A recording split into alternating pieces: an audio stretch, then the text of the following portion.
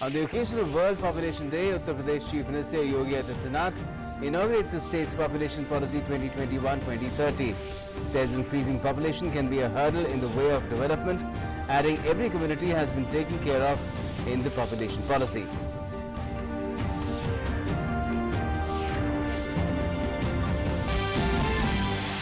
Prime Minister Narendra Modi appeals to people regarding Padma Awards, asks them to nominate talented people who are doing exceptional work at the grassroots for the People's Padma.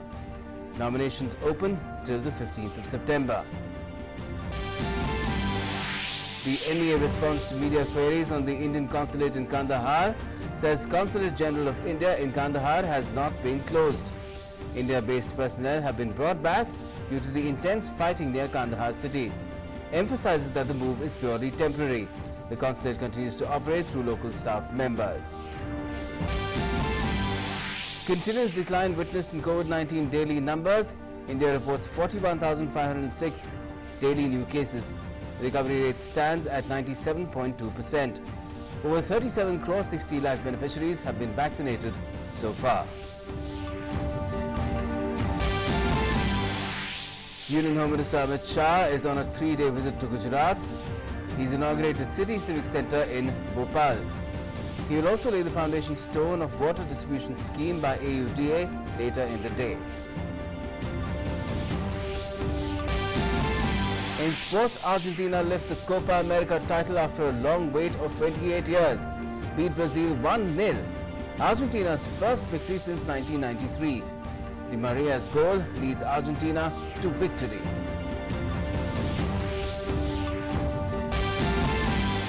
Australian Ashley Barty beats Czech Republic's Karolina Pliskova in 3 sets, lifts the Wimbledon trophy. In the men's singles, defending champion Novak Djokovic has set up summit clash with Italy's Matteo Berrettini.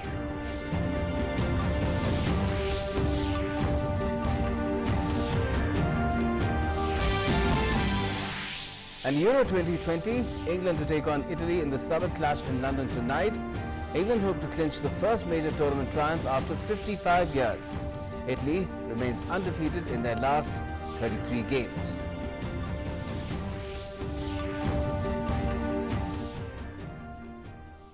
Hello, good afternoon and welcome to News Connect. I'm Gautam Roy. First up, Uttar Pradesh Chief Minister Yogi Adityanath released the new Population Policy 2021-2030 on the occasion of World Population Day today. The Population Policy for 2021-2030 is a separate exercise from the Population Control Bill, a draft proposal for which has been released on Saturday. The Uttar Pradesh Population Control, Stabilization and Welfare Bill 2021 provides incentives to married couples who limit their families to 2 or less children. It also has provision for incentives and privileges for those government and private sector employees who adopt family planning. The Chief Minister said that increasing population is the root of major problems including inequality prevailing in society.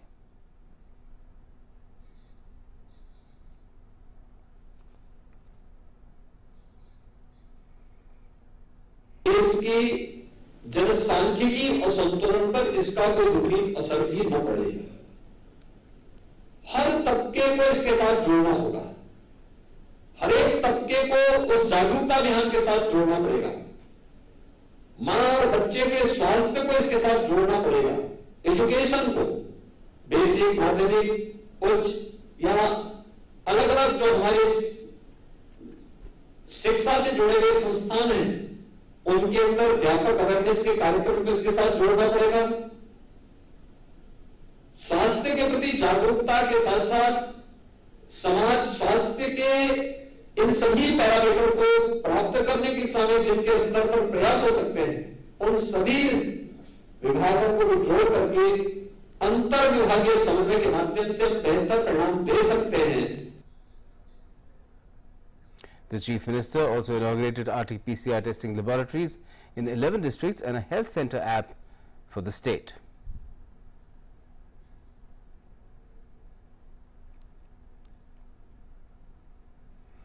Now, Prime Minister Narendra Modi has asked the people to nominate for People's Padma those who are doing exceptional work at the grassroots level but are not known much. In a tweet, the Prime Minister said, and I quote, India has many talented people who are doing exceptional work at the grassroots. Often we don't see or hear much of them. Do you know such inspiring people? You can nominate them for the People's Padma.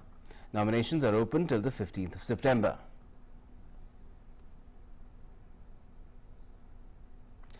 Let's now get you updates on the COVID front, where India has been reporting a declining trend in new daily COVID-19 cases. Less than 50,000 daily new cases have been reported in the country for the last 14 straight days. In the last 24 hours, the country has reported 41,506 new cases. The active caseload is currently at 4,54,118. The active cases constitute 1.47% of the total cases. As many as 41,526 patients have recovered in the last 24 hours. A total of 2,99,75,064 patients have recovered so far across the country as well. India's recovery rate has increased to 97.2%.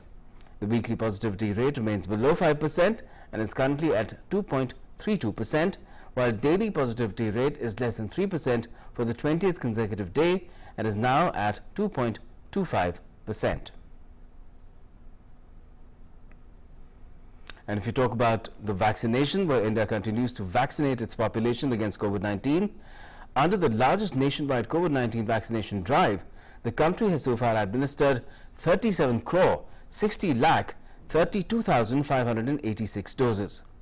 On Saturday, as many as 37 lakh 23,367 doses of vaccines were administered. Of this, 23 lakh 44,925 people received their first dose, while 13 lakh 78,442 people received their second dose of the vaccine. As part of the nationwide vaccination drive, the Indian government has been supporting the states and union territories by providing COVID-19 vaccines free of cost. More than 38.6 crore vaccine doses have been provided to states and UTs so far through all sources. More than 1.44 crore balance and unutilized COVID-19 vaccine doses are still available with states and UTs as well as private hospitals, which are to be administered. As COVID-19 cases dwindle in Rajasthan, the state government has announced a new set of relaxations during the lockdown period. Under the new guidelines, individuals vaccinated with at least the first dose of COVID-19 vaccine have been provided special relaxations with entry into cineplexes, skill training centers, indoor sports complexes, auditoriums and exhibitions. The government has also discontinued a weekend curfew. New guidelines came into force starting today. The government has allowed cineplexes, theatres and multiplexes to reopen with 50% of capacity from 9 a.m. to 8 p.m.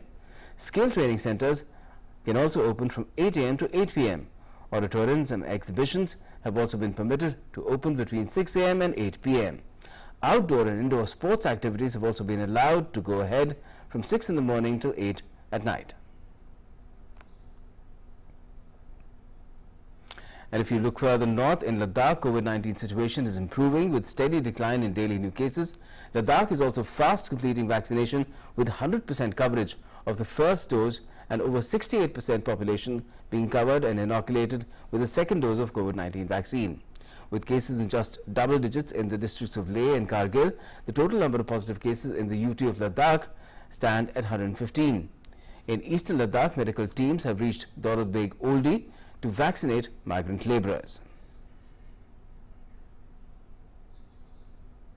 Vaccination हुई थी जिसके लिए UT administration ने हमारी मदद की। वहाँ से डॉक्टर्स की टीम आई, स्वास्थ्य विभाग की टीम आई, उन्होंने यहाँ पर वैक्सीनेशन की जिसमें 800 लोगों को वैक्सीनेट किया गया। मुर्गों में जो 113 के अंदर आते हैं उनमें किसी को किसी भी तरह की कोई बाद में प्रॉब्लम नहीं हुई। वैक्सीनेशन बहुत अच्छे से हुआ। साथ ही उन्होंने पूरे डीबीओ सेक्टर के जितने भी ग्रैप के हमारे लेबर्स काम कर रहे हैं हमारे साथ में, उनको सभी को वैक्सीनेट किया। मैं बहुत बहुत धन्यवाद करना चाहूँगा यूटी एडमिनिस्ट्रेशन का, अपनी पूरी आरसीसी की तरफ से, सभी ऑफिसर्स की तरफ से। Meanwhile, to meet any eventuality, Ladakh is also improving its COVID management infrastructure. Ladakh Lieutenant Governor R.K. Mathur inaugurated 100 LPM oxygen generating plants in Dras, Padum, Zanskar and Disket in Nubra under the PM CARES funds. The Union Territory of Puducherry is set to reopen schools for students in classes 9 to 12 from the 16th of July. Colleges of the UT will also be reopened on the same day. Chief Minister N. Rangaswamy has said that all schools for students in classes 9 to 12 will reopen on the 16th. All colleges will also reopen the same date.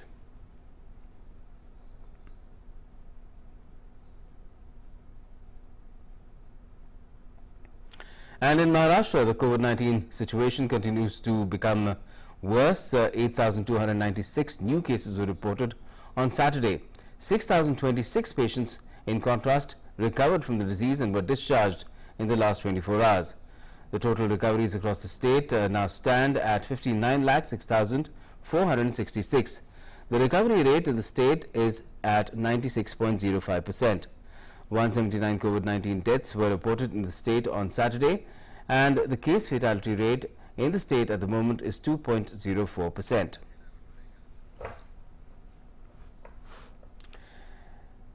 Let's find out more about this. Yogesh Sheetal from Mumbai is joining us live. Yogesh, good afternoon. What can you tell us about the situation right now in the state? Because it is causing a lot of concern throughout the country, where overall we have a situation which is gradually improving as far as the second wave is concerned, but Maharashtra is a bit of a contrast, and so is Kerala. Good afternoon, Gautam. You're right. As far as COVID-19 front, we can see that in Maharashtra also the number of cases have been, on a declining front. We had seen recently in Maharashtra. But coming precise to district by district, there are some districts like Mumbai, Thane, Sangli, Kolhapur, Pune, Satara. So these are the districts where the cases, number of active cases are still, a concern for the government, and that is the reason. And you can see that overall restrictions, overall ease in the restrictions are not imposed in the state. However, the Chief Minister Uddhav Thackeray had held a meeting on Friday, and it is expected that in the next few days some announcements could be made by the Chief Minister. But as of now, the restrictions are still on the front. Also, one important thing as far as figures are concerned, we have seen that data is improved also as far as fertility rate is concerned. It has dropped up to 2.03%. As far as the recovery rate is concerned, the recovery rate is currently 96.08%. So coming to the figure is a bit on a very positive note, and the things are improving. But as we know that already the fear of the third wave is already looming over the city and over the state of Maharashtra, and that is the reason government is just taking extra precautions, additional precautions to take any further call, and that is the reason overall relaxations have not been imposed. Also coming to different front in Mumbai local, in the transportation mode in Mumbai, so there are no restrictions. There still some hard restrictions and cuts are imposed in the for the traveling in Mumbai local. Only essential services are now allowed, and some classes are exempted. But overall, the smooth movement is still not been restored in Mumbai. Now coming to different, a different important thing, we know the vaccination. Maharashtra has become the first state to cross the 3.5 crore vaccination milestone. Okay. And also the vaccination process has been very fast in Maharashtra. So overall situation is improving, but coming to the the unlocking process, it has not been given go ahead by the government because of the fear of third wave of COVID-19 in Maharashtra. Right. And is this leading to some sort of a situation developing as far as the health infrastructure is also concerned? Because cases in the bigger cities are still, not as high as, they had gone. But is there concern related to the peri-urban or rural areas now? I think Maharashtra government has taken a number of the steps as far as these concerned are highlighted. We had seen what happened when people were just desperately needing oxygen support, and also some remdesivir and other things. So the government and also different agencies, including police, they have just tied their hands, and they have just done all the arrangements at the time, and that is the reason you can see that in Maharashtra basically health infrastructure have been built up, the facilities have been improved and just arranged in the way with the help of local agencies, arranged in the way that people don't face any that sort of problems that we had witnessed in other states. So in terms of that medical infrastructure, obviously, not only in Bandra Jumbo COVID Center and also other COVID centers that have been set up, the better coordination was established with the private hospitals and also other stakeholders in terms of in the field of pharmaceutical and also in terms of the local support. So I think on that front, on infrastructure front, the government of Maharashtra and also the city civic body, different civic body in the state, that have done a tremendous job, and that is the reason why we can see we are witnessing now a better output at this point in time. Okay, and in terms of how things are going, where the restrictions are concerned, there is speculation that more relaxations could be round the corner. What have you heard about it? Then I told you the meeting was held in the leadership of Uddhav Thackeray on Friday, and also all the stakeholders, including the COVID task force officials, they were present, and they were suggested government against the umbrella relaxation. So the relaxation will not be on the blanket relaxation, we can say, but yes, this will be on the district wide, the district where the performance are good, where more vaccination have been done, where the people have a number of vaccination are more, and also the number of cases are on a declining mode. So those districts may get some sort of relaxation. That will not be a blanket relaxation for Maharashtra. So that is what we have given to understand. Now, once CM makes an announcement, I think the bigger picture and the clear picture. Yes, because the concern is about after when the CM would make Yogesh. an announcement. The concern is about the reopening of the services of local trains, because that is one critical factor that was seen to be responsible for the spread during the second wave as well. So have you heard anything on that?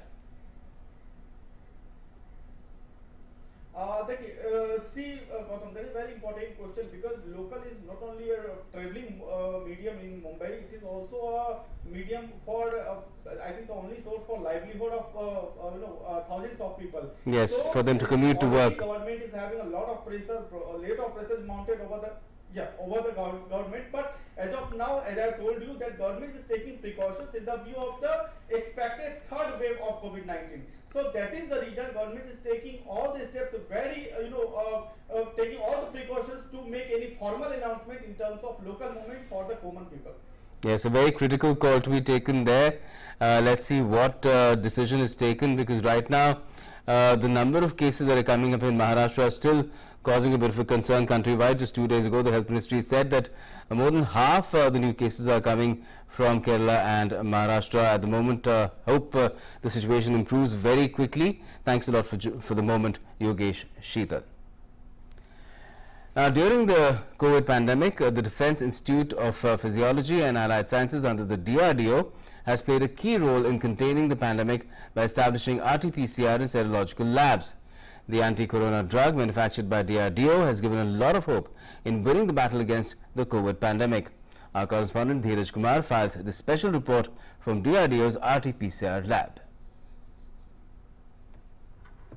Director of Defence Institute of Physiology and Allied Sciences, or DIPAS, Dr. Rajiv Varshney, while remembering those initial days of the corona pandemic, said that when testing was a challenge, DIPAS worked round the clock to increase RT-PCR testing and gave momentum to it.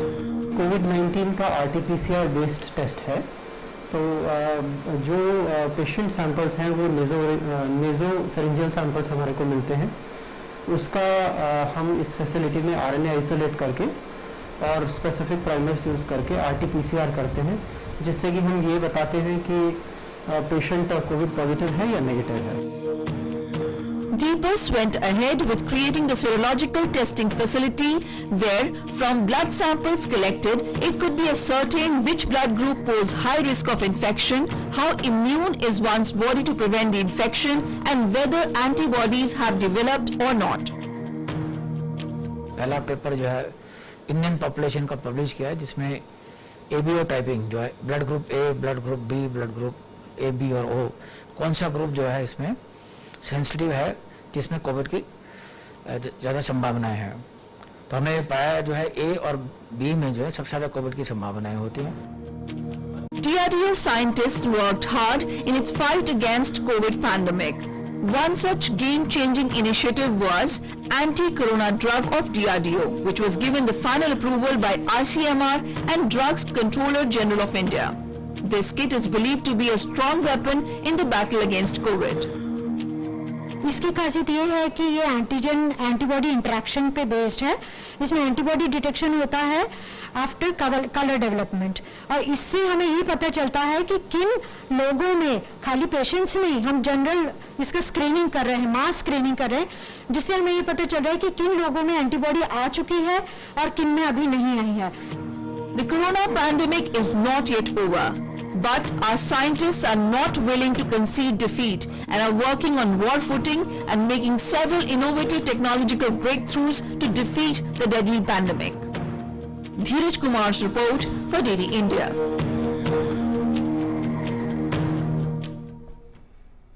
And now let's get you an update on the flood situation in Bihar. Well, the flood situation there in the state remains quite critical. Heavy rains have lashed the capital and adjoining areas this afternoon. There are also reports of rain at some places in East and West Champaran, Gopalganj and adjoining areas. Due to incessant rains in the catchment areas of Nepal and rivers of the Adhwara group being in spate, the rivers are flowing above the danger mark in most places. Many panchayats in Benipatti subdivision of Madhubani district are affected. A population of more than 10,000 people is affected in the panchayat. In West Champaran, the operation of trains has been suspended as water has crossed a bridge in one of the railway sections. The Met Department has predicted or forecast light to moderate rain in some districts of Simanchal along with Araria, Aurangabad, East and West Champaran. Also in Samastipur district, flood waters have spread to many areas due to the increase in water levels of several rivers, including the Budhi Gandak. The operation of trains on the down line of Samastipur Darbhanga railway section remains suspended as the flood waters are touching the bridge girder on rail bridge number 1 located at Samastipur railway station of East Central Railways. Due to the rise in water levels of the Kosi and Bagmati rivers in Khagaria district, the population living in the vicinity of the embankment has been threatened as well.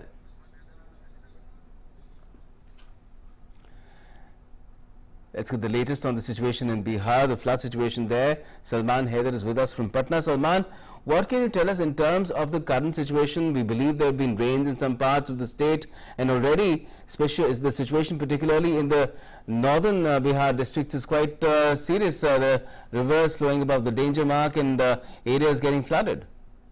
Yes, Gautam, the rain has lashed this afternoon also in many flood affected areas. Though the capital dwellers felt a great relief from the humid heat that was continuing for almost a week. But it is the rain has increased the plight of the flood affected people who are living under the open sky or having a meager shelter of polythene sheets. So at many places there is shortage of fodder for cattle, and at some places the people were complaining about unavailability of foods, dry ration, etc. There have been a widespread rain in catchment areas of Gandak River, which is bound to increase the water level of Gandak and its tributaries. Around 1,83,000 cubics of water has been discharged from Valmiki Nagar in West Champaran. Today, this shows that the Gandak has received heavy to moderate rainfall in Nepal. So, as you already said, all the rivers like Mahananda in Katihar is also flowing above the danger mark. So the condition is grim right now, and there is no respite in sight for a couple of days. Yes, Gautam. What about the people? How are they coping? I believe that there has been a tragic incident where some boys have drowned in flooding waters as well. Yes, that was in Motihari, where these adolescent boys had gone for a bathing in the swelling river, and they got navigated and got thrown in the river.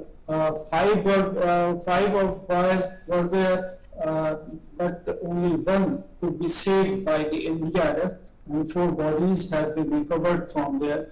So the things are there, and the plight of people is there. So the flood situation is still very good. And what information do you have about the state government, the administrations of different districts? What kind of measures have they taken to ensure that people are safe? Do you have any data related to people being taken to camps, evacuated, or relief material? What kind of relief material is being distributed? A total of almost 50,000 people have been evacuated to safer places, and now only those population are living in the submerged area where transportation even through boats is possible, and dry rations are being provided and other essential commodities are being provided to them by the respective district administration. All the district administration have been asked to keep vigil on embankments and also to provide adequate relief to people living in the flooded conditions. Yes, sir. Well, let's hope that the flooding situation doesn't really worsen from here, and people are able to get some respite and find some relief as well. Thanks a lot for the moment, Salman Haider. Now, Union Home Minister Amit Shah, who is on a 3-day visit to Gujarat, today dedicated a water distribution scheme to Civic Centre in the Bhopal area of Ahmedabad. He also laid the foundation stone of the projects of railways and Ahmedabad Municipal Corporation in Bhopal. The Home Minister is scheduled to inaugurate other projects, including a water distribution project, a community hall and a ward office built by civic authorities in and around Ahmedabad city. He will also lay the foundation stone for AMC and Ahmedabad Urban Development Authority projects worth 215 crore rupees. Now, veteran BJP leader and former Union Minister Thawar Chand Gehlot took oath as the 19th Governor of Karnataka, succeeding Vajubhai Rudabhai Wala today. The Chief Justice of Karnataka High Court, Justice Abhay Srinivas Oka, administered the oath of office and secrecy to him at Raj Bhavan in the presence of outgoing Governor Wala, Chief Minister B.S. Yediyurappa, his cabinet colleagues, MPs, MLAs and senior officials of the state government.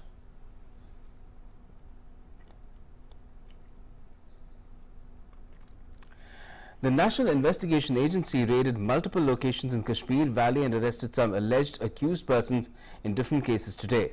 According to sources, the raids took place in Nawa Bazar area of Srinagar, Anantnag in Baramulla. NIA along with Jammu and Kashmir Police and CRPF raided a Darul Uloom located in Nawa Bazar in Srinagar and conducted searches. Some important documents, a laptop, were also seized from the spot.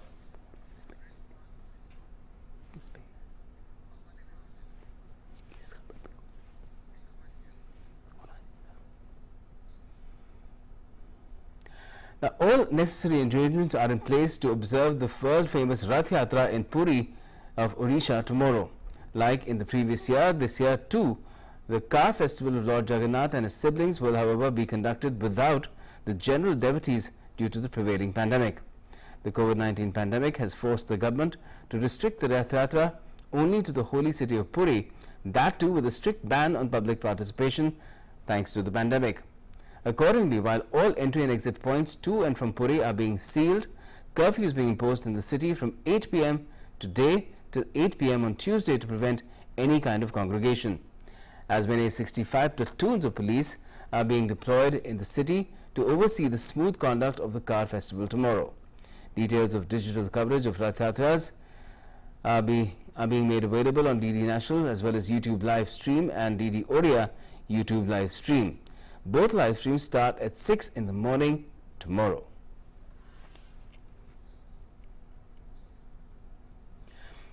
In response to media queries on the Indian consulate at Kandahar in Afghanistan, the Ministry of External Affairs in a statement has said, India is closely monitoring the evolving security situation in Afghanistan. The safety and security of our personnel is paramount. The Consulate General of India in Kandahar has not been closed. However, due to the intense fighting near Kandahar city, India-based personnel have been brought back for the time being. Meanwhile, this exercise is a purely temporary measure until the situation stabilizes. The consulate will continue to operate through local staff members. Apart from this, arrangements are being made to ensure continued delivery of visa and consular services through our embassy in Kabul. As an important partner of Afghanistan, India remains committed to a peaceful, sovereign and democratic Afghanistan.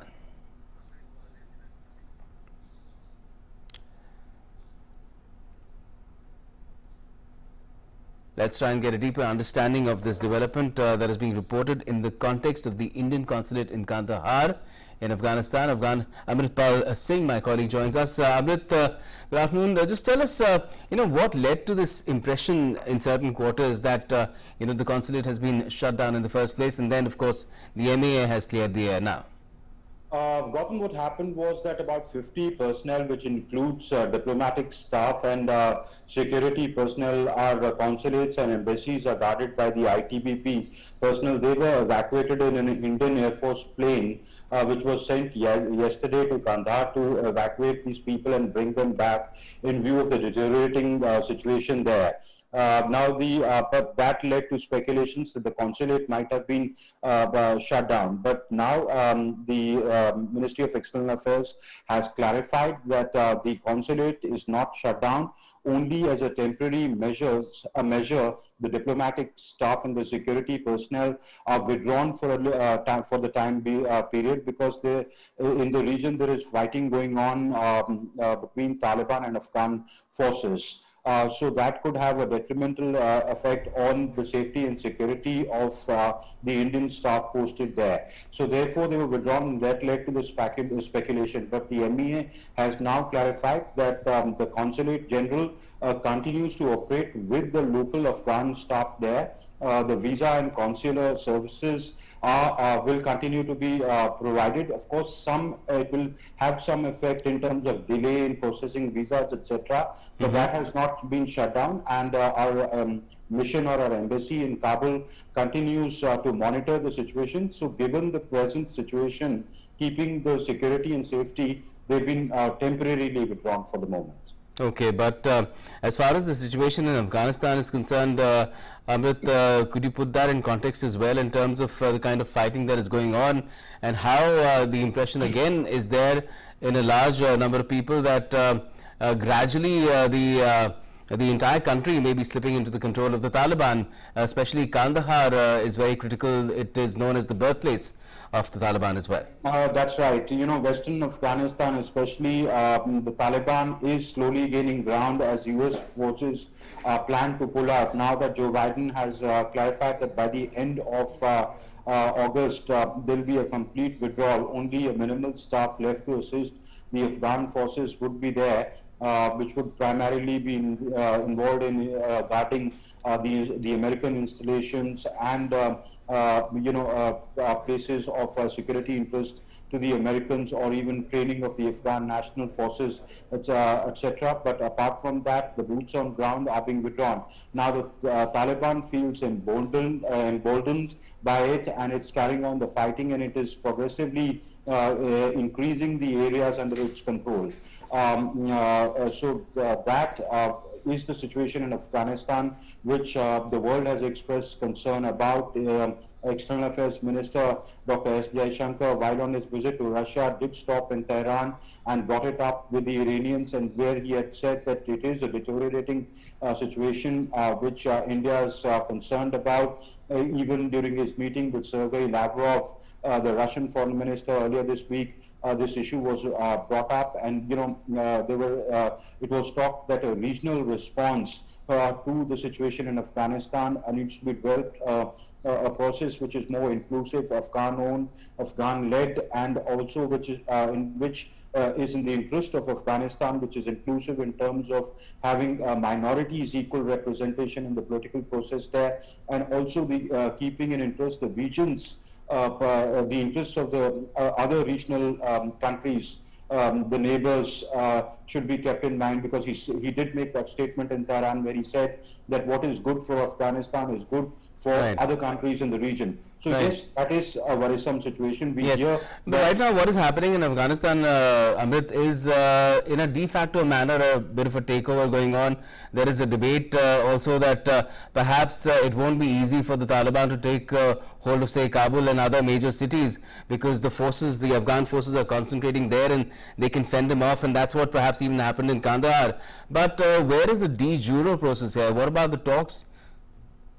The talks are still going on. They are trying to achieve a certain amount of, a political settlement. But the fact remains that the Taliban forces are capturing, or at least gaining control over Western Afghanistan, which was some parts they had their stronghold, but now with the US moving out, they feel emboldened to have more territories under their control. It finally will, what is sorted out on the table or what is negotiated on the table also depends upon how much presence you have on the ground. That gives you a negotiation edge, and I think that is what Taliban's strategy is, that when while the political process is on, the negotiations are on, when they finally sit down on the table, you negotiate from how much power you have and how much area you control. So I think the Taliban strategy is that, before the Americans leave, they want to show a strength, their position. They come from a position of strength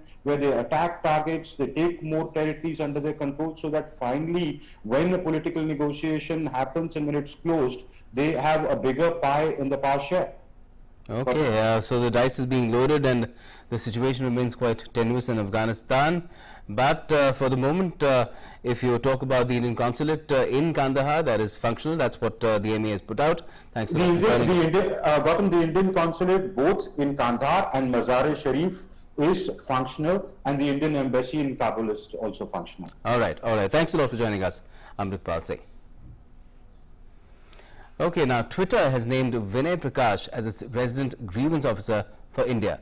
The microblogging platform also released the India Transparency Report, which is required to be published under India's new IT rules. Twitter is required to publish a monthly report regarding handling of complaints from users in India, including action taken on them, as well as the number of URLs that Twitter has taken.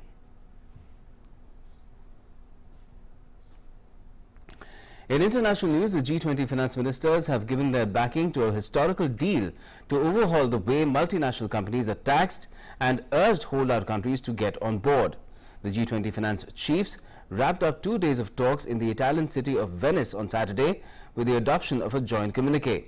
The G20 finance ministers also endorsed the group's broad agreement on a plan to introduce new rules for taxing cross-border businesses. Some 132 countries have already signed up to a framework for international tax reform, including a minimum corporate rate of 15% struck earlier this month. But the endorsement by the 19 biggest economies plus the European Union will help ensure it becomes a reality following years of negotiations. In Turkey, at least 12 people were killed after a minivan carrying migrants crashed in eastern part of the country. The accident took place in Van Province's Muradiye district near the Turkish border with Iran, where the vehicle caught fire after tumbling into a ditch. The identities of those killed in the accident have not become clear immediately. Owner of the bus has been detained. Turkey has been a key transit point for migrants aiming to cross into Europe. Migrants, mostly from Iran, Afghanistan and Pakistan, regularly cross the Iranian border into Turkey on foot before being ferried west to cities such as Istanbul and Ankara.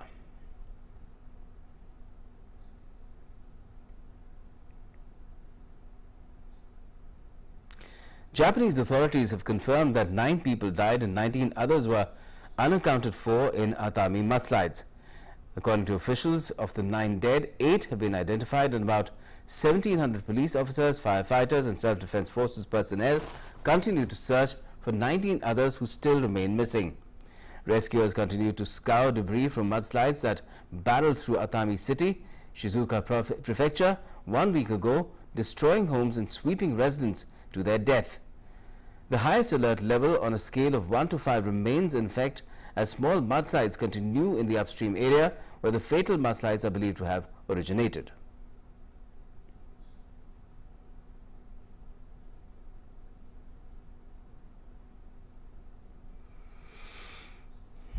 Moving west in the U.S., western states are bracing for more scorching weather in the coming week after a heat wave in June killed scores of people and depleted reservoirs. The National Weather Service has issued an excessive heat warning for much of the West for Monday and predicted dangerously hot conditions. The extended heat wave, which coincides with a record-setting drought, is expected to bring temperatures soaring above 40 degrees Celsius in multiple states. In California's Joshua Tree National Park, scorching temperatures of 49 degrees Celsius failed to keep visitors away in spite of excessive heat warnings.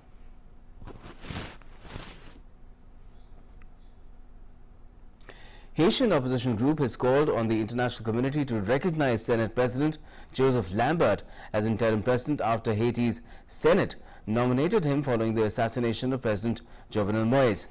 The acting interim Prime Minister Claude Joseph has taken over reins of power so far. Moïse was gunned down before dawn on the 7th of July at his Port-au-Prince home.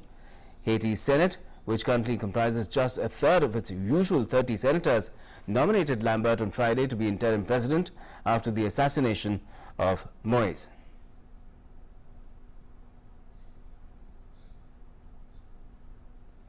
In Ethiopia, Prime Minister Abiy Ahmed's Prosperity Party won 410 of the 436 parliamentary seats in the recently concluded elections. The win assures him of another term in office. Abiy hailed the 21st June vote as the country's first free and fair election after decades of repressive rule. However, an opposition boycott, war, ethnic violence and logistical challenges overshadowed the elections in some areas. Voting did not take place in 3 of Ethiopia's 10 regions.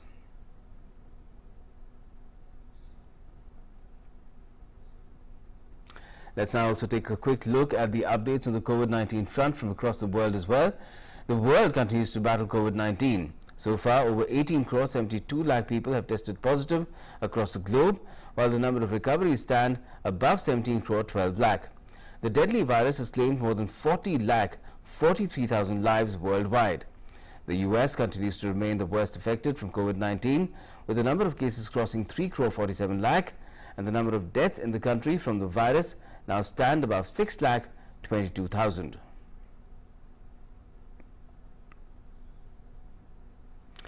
The UK government is confident to lift a range of COVID-19 restrictions from the 19th of July in England. Vaccine Minister Nadhim Zahawi said that mask wearing in indoor enclosed places will be expected to continue. Prime Minister Boris Johnson has detailed proposals earlier this week to eliminate a series of rules on mask wearing, social contact and the instruction to work from home. He is expected to give the final go-ahead on Monday. Meanwhile, the government has argued that the high rate of vaccinations in Britain means the link between infections and serious illness or death has largely been broken.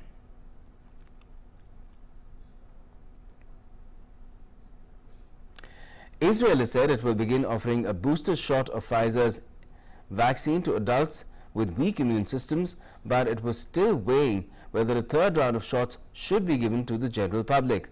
The rapid spread of the Delta variant has sent vaccination rates in Israel back up as new infections have risen over the past month from single digits to around 450 a day.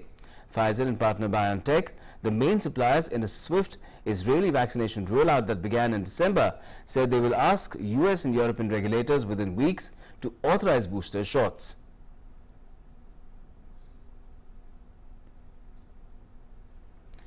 In Brazil, the residents of the Ilha Grande island off the coast of Rio de Janeiro received their first dose of COVID-19 vaccine. According to authorities, over 2,400 residents will receive the jab by the weekend. The local government of Rio de Janeiro started the mass vaccination with a shot of Janssen developed by Johnson & Johnson.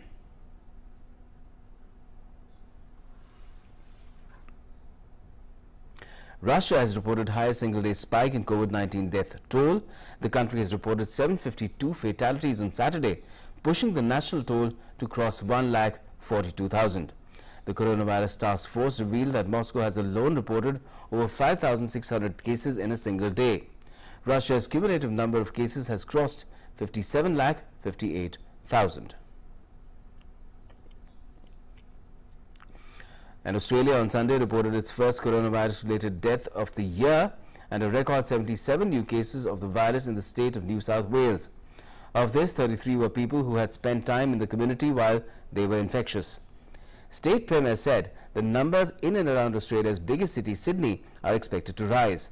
The recent outbreak stands at 566 cases. The time of the lockdown is dependent on all of us. If people don't leave home unless they absolutely have to, we'll come out of this sooner rather than later. But that's why I want to leave the door open to the advice we provide. It really depends on how quickly we can turn the numbers around. But given where we're at, and given the lockdown was supposed to be lifted on Friday, I think everybody can tell that it's highly unlikely at this stage, given where the numbers are. In Bangladesh, COVID-19 situation improves slightly. The country has recorded a decline in COVID fatalities and the number of cases of infections. Bangladesh registered over 8,700 cases, while the country saw 185 deaths on Saturday. The country's active cases are above 1,24,900, which is 12.4% of the total cases. Meanwhile, Bangladesh continues to be under strict lockdown. Shops of only essential items have been allowed to open. The South Asian country's government extended strictest lockdown earlier this week till the 14th of July in a bid to tackle the surge in COVID-19 cases.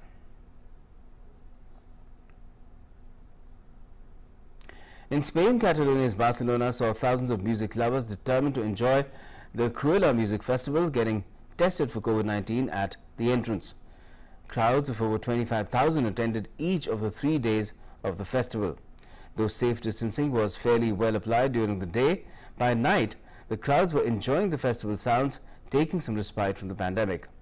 COVID-19 cases in Catalonia surged after dwindling over recent months. Nightlife venues in Catalonia have been shut down.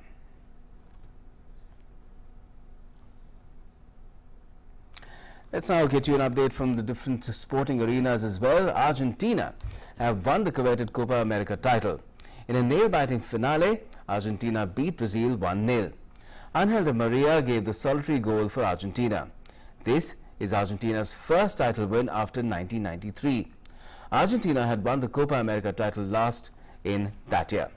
The team's star striker and captain Lionel for his country.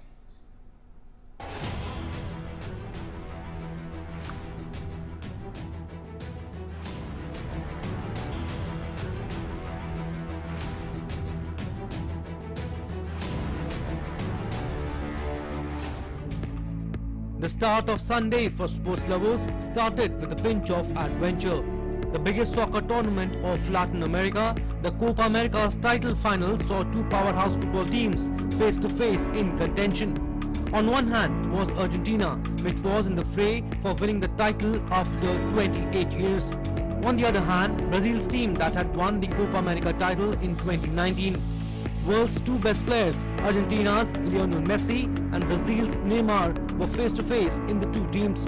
Right from the start, both the teams played incredible soccer and put pressure on one another. However, Argentina scored a goal in the 22nd minute of the match and had silenced the local spectators present there. For Argentina, Di Maria scored a goal on the pass from De Paul and put his team ahead 1-0. Argentina continued to sustain the lead till the first half of the match. Brazil, trailing behind one goal, made good attempts at scoring goals from the start of the second half. In the 52nd minute, Brazil managed to put the ball on Argentina goal post, but the referee termed this as offside. The score read 1-0 at full time. With this win, Argentina not only won the title, but ended Brazil's supremacy over Copa America. And also with this win, Argentina for the first time regained Copa America title after 1993. This was Argentina's star striker and Captain Messi's first title win, and also this is the 15th chance when Argentina has won the Copa America title. Sports Desk, DD India. Well, understandably, Argentine fans were overjoyed after their team won the title, beating Brazil, and got the Copa America and their first major title in 28 years. A crowd of thousands gathered at the Obelisk Monument in Buenos Aires, Argentina's capital, despite coronavirus pandemic.